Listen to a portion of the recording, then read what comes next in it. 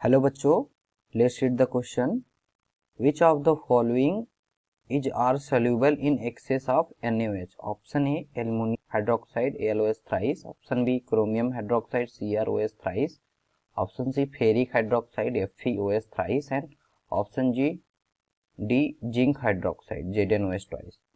तो इसमें हमको बताना है कि कौन सा जो हाइड्रोक्साइड है इन चारों ऑप्शन में से कौन कौन सॉल्युबल होगा एक्सेस NaOH में। तो इस क्वेश्चन का की कॉन्सेप्ट क्या है? Key concept, check the nature of hydroxide, check the nature of hydroxide. तो पहला क्या है? AlOH thrice. क्या है? एल्युमिनियम जो हाइड्रोक्साइड होता है वो क्या होता है? एम्फोटेरिक होता है। क्या होता है? एम्फोटेरिक। और जो CrOH थ्राइस होता है क्रोमियम हाइड्रोक्साइड, वो क्या होता है? वो भी एम्फोटेरिक होता है।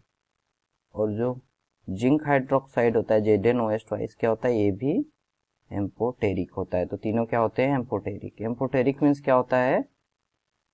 दैट रिएक्ट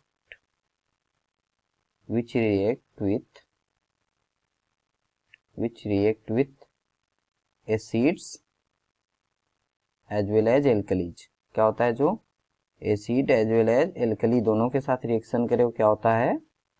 एम्फोटेरिक होता है। तो यहाँ पे जो NaOH है, NaOH क्या है? NaOH क्या है? एल्कली क्या है? स्ट्रॉन्ग एल्कली है। और FeOH थ्राइस क्या होता है?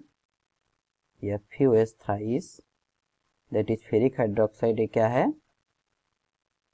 ये माइल्ड क्या है? माइल्ड बेस है। बेसिक हाइड्रोक्साइड है, माइल्ड बेस।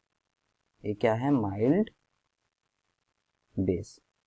तो जो एम्फोटेरिक हाइड्रोक्साइड होता है वो एक्सेस एल्कोली में क्या हो जाते हैं? डिजॉल्व हो जाते हैं एक्सेस NaOH में, क्योंकि एम्फोटेरिक है, स्ट्रॉन्ग बेस है, क्या करते हैं? रिएक्ट कर जाते हैं। तो बनाते क्या हैं? जब AlOH थ्राइस का रिएक्शन हम लोग कराएंगे, AlOH थ्राइस का रिएक्शन हम लोग कराएंगे NaOH के साथ, तो ये क्या बनाता है?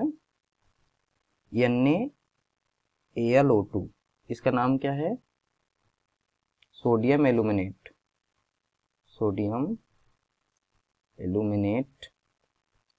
सेम इसी तरीके से सिमिलर रिएक्शन होता है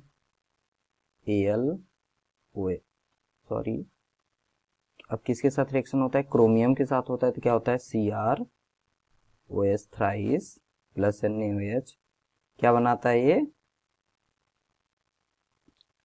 ये NaCrO2 that is sodium chromate. क्या बनाता है? Sodium chromate.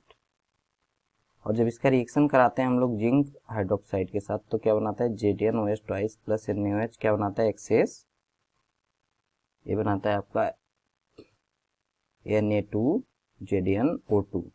ये क्या है? Sodium zincate. और जब इसका रिएक्शन हम लोग कराएंगे FeOH थ्राइस के साथ, FeOH थ्राइस प्लस NaOH, तो क्या होगा? यहाँ पे रिएक्शन ही नहीं होगा, कोई रिएक्शन नहीं होता है, नो रिएक्शन। तो इस क्वेश्चन का आंसर क्या होगा? Which of the following is are soluble in excess of NaOH?